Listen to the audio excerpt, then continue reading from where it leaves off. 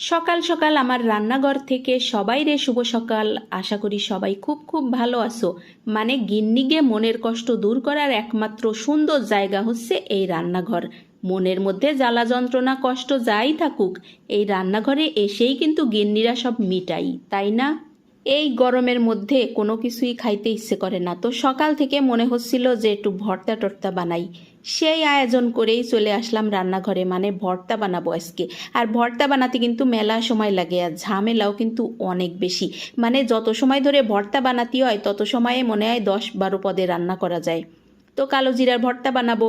দেখলেই তো পেঁয়াজ রসুন কাঁচামরিচ প্রথমে সরিষার তেলের মধ্যে একটুখানি ভাজলাম, তারপরে কিছুক্ষণ ভাজার পরে যখন ওই যে পেঁয়াজ রসুন কাঁচামরিচ একটুখানি নরম নরম হয়ে গেল, ওর মধ্যে দিয়ে দিলাম ধোয়া কালো জিরা। আর এইবার হচ্ছে পাটার মধ্যে দিয়ে ভালো করে বাটতে হবে। অনেকেই আছে আবার ওই ব্লেন্ডারে দিয়ে পেস্ট বানায় নেয়, কিন্তু আমার কাছে এই ভর্তা মানে বাটাবাটি না হলে ভালো লাগে না, বুঝছো। আর আমি কিন্তু এই দেখো বাটতে খুব স্বাচ্ছন্দ্য বোধ করি। আমি একেবারে সুন্দর করে পাটায় বাটি, মশলাও বাটি, আবার এই ভর্তাও আমি সবসময় পাটায় বানাতে পছন্দ করি।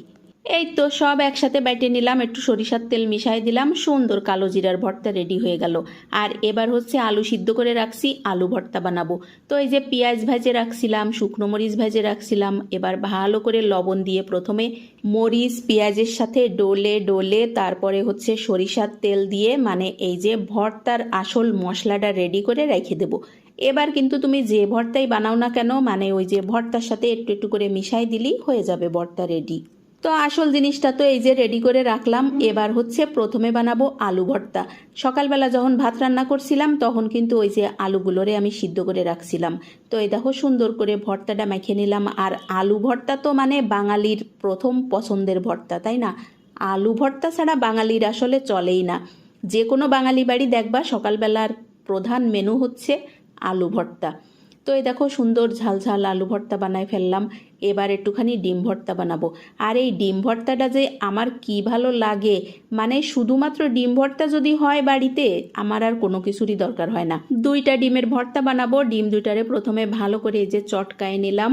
এবার হচ্ছে গিয়ে ওই যে পেঁয়াজ মরিচের যে মশলাটা রেডি করে রাখছিলাম ওর থেকে একটুখানি দিয়ে দিলাম, আবার সুন্দর করে একসাথে সব মিশাই নিলাম।